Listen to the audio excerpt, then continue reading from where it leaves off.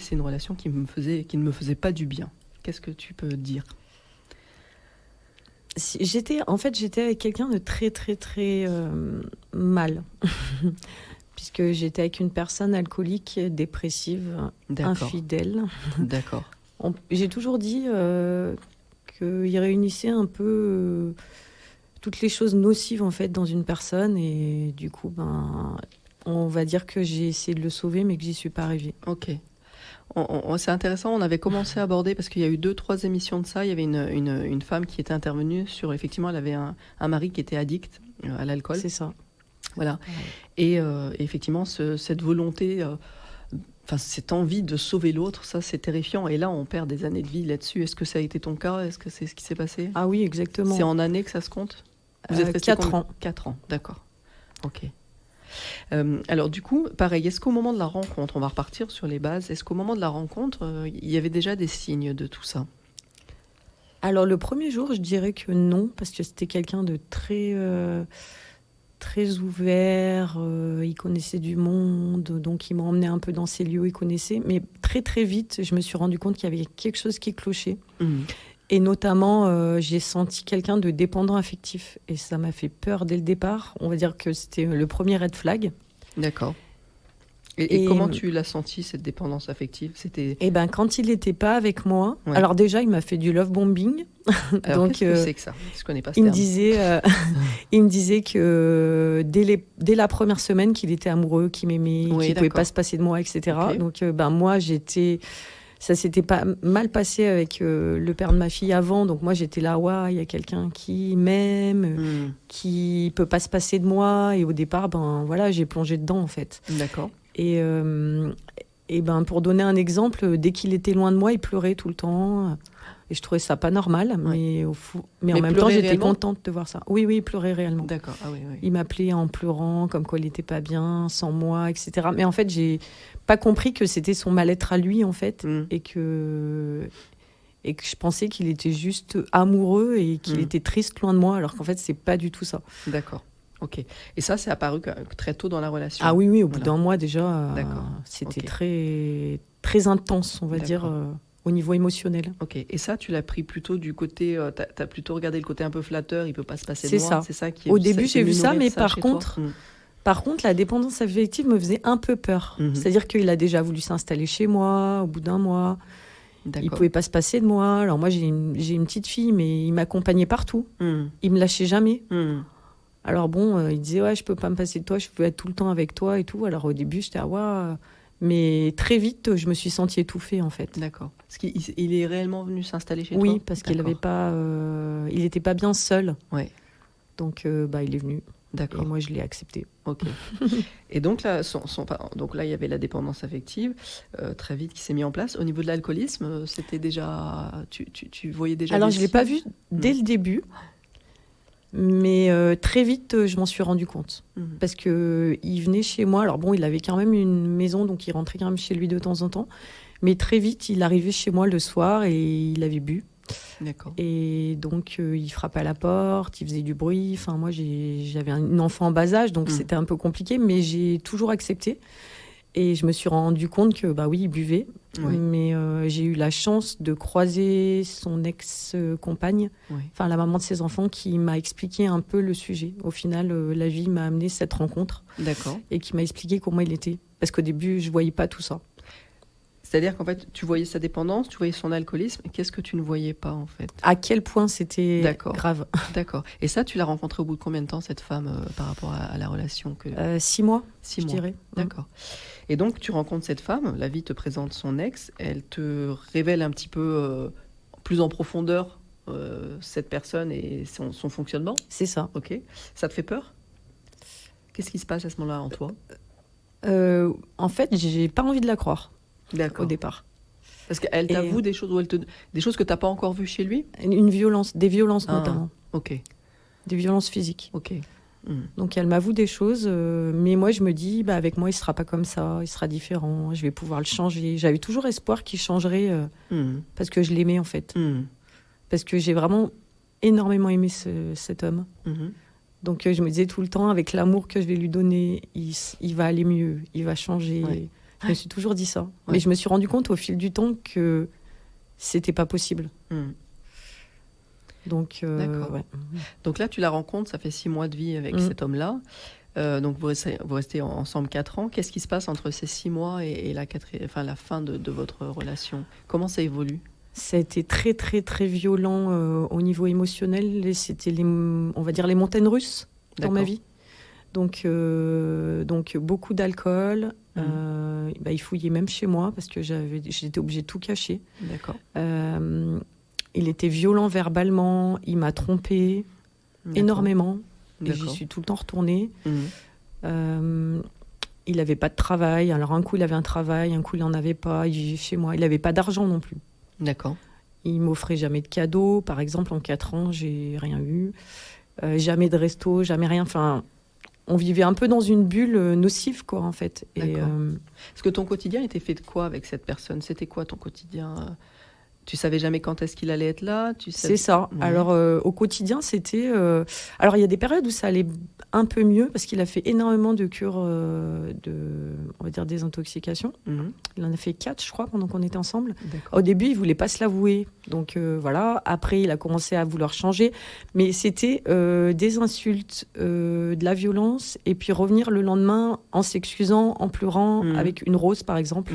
Voilà, le quotidien, c'était ça. C'était beaucoup de... Il partait, par exemple, chercher... acheter quelque chose en ville, et puis moi j'attendais et j'avais plus de nouvelles et il revenait pas, et donc je couchais ma fille, je mangeais avec ma fille, je l'attendais, je l'appelais, il répondait pas, et à 2h du matin ou 3h du matin il m'appelait en hurlant, en m'insultant. Des fois j'allais même le chercher alcoolisé, ou chez des filles avec qui il avait passé la nuit, enfin D'accord. des choses inacceptables en fait. D'accord. À l'heure d'aujourd'hui, je me rends compte que c'est inacceptable des choses comme ça, mais par amour, j'ai accepté en fait. Ok. Donc pour toi, le moteur, c'est l'amour. C'était... Oui, Ouais. pour moi, c'était ça. Est-ce que c'était l'amour ou est-ce que c'était une ambition de le changer, une ambition de le sauver en fait? Oui, j'avais envie de le sauver parce que j'avais énormément d'affection pour cette personne. Ah, là, c'est intéressant Aussi. parce que là, on est plutôt sur l'affection maintenant. Oui, C'est pas la j'avais même de chose. l'amour et en même temps, Ouais. j'avais l'impression que je l'avais déjà rencontré, qu'on avait vraiment ensemble, on pouvait tout affronter en fait. D'accord. Je voyais pas le côté négatif, mais je voyais bien à travers les yeux de mes amis que c'était pas normal. Mais moi, je me rendais pas compte que c'était pas normal. Est-ce que tu voyais en lui l'enfant ou la personne blessée? Ah oui, Et c'était ça énormément. J'avais l'impression que j'arrivais à lire dans son âme. Et c'est ça qui me retenait, parce que je me disais, c'est une belle personne, il peut changer, il peut y arriver. Ouais. Donc combien de fois je le prenais dans mes bras et je lui disais que ça allait aller, qu'on allait s'en sortir. Je lui partageais ce que moi j'avais appris au niveau développement personnel, parce que je faisais beaucoup de développement personnel, des psys, je lui donnais des adresses, je l'accompagnais partout, ses boulots, quand il devait passer des entretiens, je l'encourageais, enfin j'ai fait que ça. En fait, je me suis épuisée, à tel point que je me suis même rendu compte que j'avais oublié ma fille à un moment donné, et que j'arrivais plus à m'occuper d'elle. Oui. Mais ça c'est un enjeu tellement incroyable. C'est vrai que ces gens-là, quand ils sont mal, et quand on est dans une ambition de les sauver, ils prennent tellement d'espace, tellement de place, qu'effectivement, le reste devient secondaire. Et en plus, il me disait oui, si t'es plus là, je suis plus rien, je vais sauter d'un pont. Enfin voilà, en plus, il avait cette tendance suicidaire et à me mettre ça sur moi, en fait, à me dire, si t'es pas là, je suis rien, en fait. Ouais. Et du coup, est-ce que donc je pense que ça, c'était quand même assez fréquent. Est-ce que il y avait des temps de répit quand même? Vous aviez des temps où tu soufflais un petit peu dans cette relation où Oui, il y avait des temps de répit. Alors déjà, quand il buvait pas, ou alors quand il essayait d'arrêter de boire, il y avait des temps de répit, mais il y avait toujours... je me suis toujours rendu compte qu'il n'a jamais accepté ma façon d'être. C'est-à-dire? C'est-à-dire que ma façon d'élever ma fille, il critiquait ma façon parce que moi je suis très joviale, je connais énormément de monde. Alors lui il me disait que je vivais dans le monde des bisounours par exemple, ou en soirée je me montrais trop, voilà, je me faisais, par exemple si je me faisais draguer, voilà, enfin il était toujours en train de me critiquer en fait. Ouais. Je lui ai dit un jour, mais pourquoi t'es avec moi? Tu n'acceptes rien de moi en fait, et je comprends pas pourquoi d'ailleurs à l'heure actuelle pourquoi il est resté. Ouais. En fait, tu sais, ce qu'il critiquait chez toi, c'est ce qu'il aurait aimé être. Peut-être. Il voyait cette lumière, il voyait cette énergie, il voyait cette sociabilité, il voyait cette bonne humeur, cet enthousiasme, etc. Et en fait, comme lui ne pouvait pas le vivre, il ne pouvait pas supporter que toi, tu puisses le vivre, rayonner, être sociable, avoir une enfant et bien l'élever, etc. Et en fait, il avait envie de déconstruire chez toi des choses qui, chez lui, n'étaient pas viables, en fait. Tu vois, et c'est ça qui est terrible, c'est que souvent, quand les personnes, elles sont mal, elles te tirent vers le bas. C'est ça, moi, il m'a coulé comme le Titanic. En fait. C'est terrible. Mais ce qui est intéressant, c'est qu'à un moment donné, cette relation s'est arrêtée. C'est-à-dire qu'au lieu d'avoir envie de le sauver lui, tu t'es sauvé toi.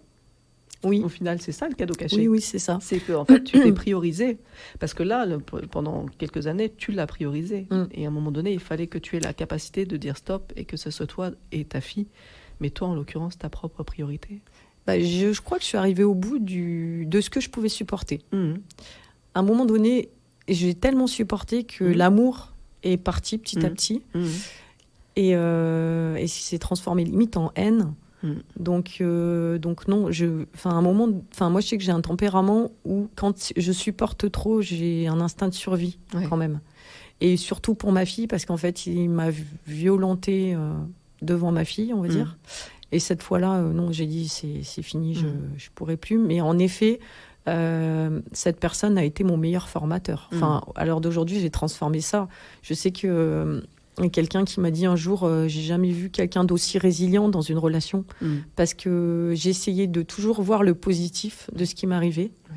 Sinon, j'aurais plongé, je pense, dans la dépression et l'alcool, parce que même, une petite anecdote, quand il buvait trop, je buvais même ses verres. J'en étais venue à boire à sa place pour pas qu'il consomme trop d'alcool. Et en fait, à un moment donné, je me suis dit, mais c'est pas possible. Et c'est vrai que là, il m'a énormément changé de choses en moi. Par exemple, le lâcher prise. Moi, je suis quelqu'un de beaucoup dans le contrôle. Et grâce à lui, à l'heure d'aujourd'hui, je m'en rends compte, j'ai énormément de lâcher prise sur les événements, parce que j'ai vécu ça, justement. J'ai appris énormément avec cette personne. Et le lâcher prise, tu dirais que c'est quoi? C'est de l'acceptation de ce qui est, et de dire, OK, c'est comme ça à l'instant T, cette situation ou cette relation. C'est ça pour toi? C'est l'acceptation et de dire, bon, effectivement, je peux faire évoluer la situation, mais au jour d'aujourd'hui, déjà, je ne me perds pas dedans, je ne me culpabilise pas, je ne m'oublie pas. C'est ça. C'est ça, mais c'est aussi se dire que dans tous les cas, il y a quelque chose... Si on vit des événements, c'est qu'on est capable déjà de les vivre, et ensuite, c'est qu'il y a forcément quelque chose de mieux derrière. Et au-delà de ça, je suis d'accord, il y a forcément tout le temps ce fameux cadeau caché, mais ça a du sens. C'est-à-dire qu'en fait, on ne vit pas une situation pour rien, si tant est qu'elle soit la plus pénible, etc. C'est qu'elle vient nous révéler quelque chose chez nous. Effectivement, souvent une faille, souvent quelque chose qu'on a à réparer, tu vois. Et autant cette personne était dépendante affective, mais certainement que tu avais un côté toi aussi. Ah oui, ça je m'en suis bien rendu compte, et j'ai énormément travaillé sur moi là-dessus. Après, c'est vrai que actuellement, par exemple, je peux détecter de la dépendance affective, de l'alcoolisme et de la dépression, même ne serait-ce qu'en recevant un message de quelqu'un. J'ai des sens qui sont très très aiguisés par rapport à une future relation, par exemple. Et du coup, je me dis peut-être qu'il m'a sauvée sur quelque chose qui aurait pu être plus grave pour moi. Et oui, moi en tout cas, je l'en remercie. Je ne sais pas s'il va m'écouter, je ne pense pas, mais merci en tout cas. J'ai vraiment évolué là-dessus, quoi. Ouais, c'est chouette, c'est chouette, c'est un très très beau témoignage. On va prendre quelques minutes. Je vous propose d'écouter justement, on en parlait tout à l'heure, Guy Corneau. C'est vraiment très en lien, vous allez voir, avec les deux témoignages, justement le pourquoi on rencontre les personnes et avec quelle ambition on se met avec ces personnes en couple. Il l'explique. Alors, où est-ce qu'il est? Samira, tu avais une réflexion intéressante là, pendant le moment où on passait Guy Corneau. Est-ce que tu veux en parler Tu as évoqué la différence entre les deux personnalités par rapport à Audrey, son conjoint, et toi, ton conjoint. C'était intéressant. Ouais, c'est ça. En fait, je me suis rendu compte que moi, de ce que j'ai vécu avec mon ex-mari, c'est qu'il ne m'a pas totalement étouffé tous les aspects de ma personnalité. Il a pris ce qui lui permettait de briller lui, ce qui lui rendait service, et ce qui lui permet d'être dans la forme. C'est quelqu'un de très dans la forme, mais il a éteint tout ce qui pouvait l'éteindre lui, tout ce que j'avais dans le fond. Faire de l'ombre. Voilà. Donc j'étais pas complètement éteinte. Et je pense qu'avec du recul, je viens de m'en apercevoir que c'est peut-être ça aussi qui m'a permis de bien rebondir après et de voir toutes les qualités que j'ai pu avoir pendant cette période. C'est-à-dire que les aspects qui le nourrissaient, lui, dans sa lumière, et qu'il apercevait chez toi, qui pouvaient venir nourrir son ego, il te caressait, il te demandait de bien prendre soin. L'alimenter, de l'alimenter. C'est ça. Et de le nourrir, de le faire grandir, cette partie-là. Mais le reste, non. Voilà. Mais du coup, ces parties-là qu'il a su chez toi reconnaître positivement, c'est ça. Au jour d'aujourd'hui, tu dis que ça t'a permis aussi de t'appuyer là-dessus pour rebondir, en fait. Voilà. Oui. Ok. Et Audrey, du coup, tu faisais un parallèle avec Audrey. Il l'a complètement éteinte sur tous les aspects. Il cherchait à l'éteindre. Il l'a aspiré, oui. En tout cas, il cherchait. Il cherchait. Oui. Il n'a pas réussi, mais effectivement, il cherchait à la diminuer. C'est ça, ouais. De la rendre dans le même état que lui, en fait. Ouais. Il était dépressif, donc forcément, il voyait tout en noir, donc c'était difficile pour lui d'avoir une personne qui puisse. Exactement. Alors que contrairement à mon ex-mari, c'était pas quelqu'un de dépressif, il buvait pas d'alcool, il était bien en société. D'ailleurs, encore aujourd'hui, j'ai des personnes qui m'ont dit que j'étais une menteuse, quoi. Oui. C'était quelqu'un de socialement très aimé, très apprécié, et bon sous tout rapport, quoi. Ouais. Mais tu vois, moi je me dis au jour d'aujourd'hui, comment des gens qui, à notre âge, ont vécu avec des parents, donc ont vécu l'intimité d'un couple, d'une famille, qui grandissent, qui vivent, on vit aussi nous l'intimité d'un couple, comment on peut dire à d'autres personnes, à un moment donné, ne pas imaginer qu'entre la façade qui montre en société et ce qu'ils vivent dans le couple, on sait que c'est totalement différent. Ce qu'on vit dans notre couple et ce qu'on montre, à un moment donné, quand on n'a pas fait un chemin de développement personnel, on est dans la façade, on y est tous.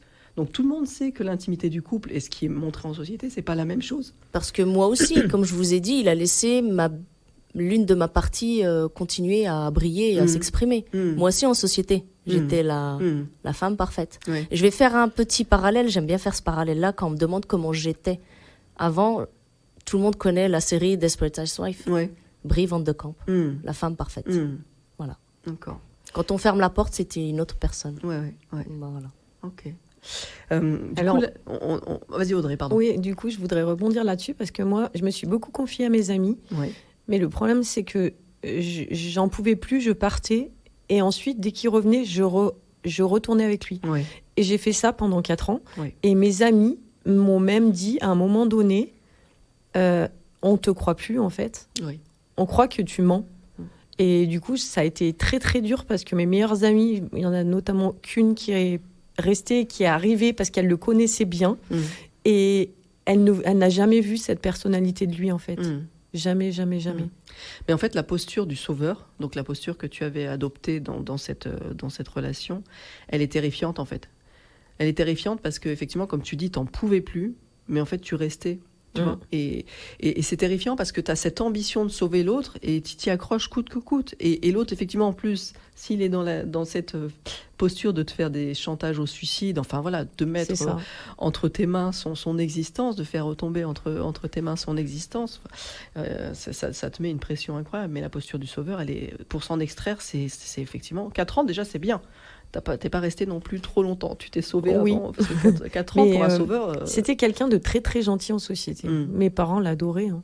Ma mère m'a toujours dit, mais même encore aujourd'hui. Donc c'est très dur de se dire que c'est pas moi en fait. Enfin, est-ce que c'est la réalité ou est-ce que je rêve en fait? Des fois, je me posais même la question de me dire, est-ce que je rêve ou pas? Enfin, je savais plus en fait. J'étais plus moi-même. Je savais pas où j'étais en fait. Mais c'est magnifique parce que de ces 2 témoignages, c'est un chemin pour aller à la rencontre de soi. Parce que l'autre nous fait tomber. On est à terre face à l'autre, on ne sait plus qui on est, il nous culpabilise, il nous redéfinit en nous disant non mais t'es pas comme ça, il nous redéfinit la réalité dans laquelle on a été et en fait il nous donne une autre version de la réalité. Donc c'est terrifiant, ça nous met à terre pendant un certain temps. Oui. Et en fait il faut en passer par là pour aller chercher la force, la résilience, et ensuite le courage. Ça devient des croyances aussi. Hein. Et ben oui, ça devient... C'est ancré. Hein. Oui. Mais sauf qu'à un moment donné, on est des personnes avec une puissance phénoménale intérieure.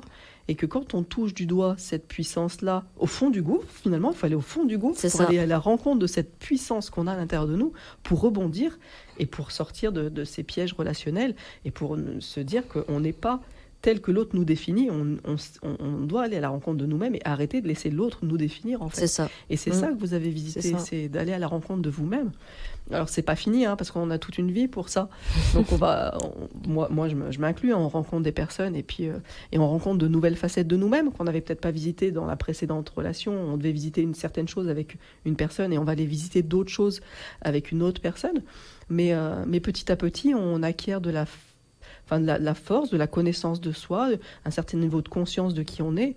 Et normalement, on évite certains pièges et on retombe peut-être plus aussi bas que ce qu'on a pu connaître. Donc ça, c'est chouette, en fait. Et c'est ça qui est intéressant, c'est dire qu'on peut retourner avec plus de confiance dans une relation.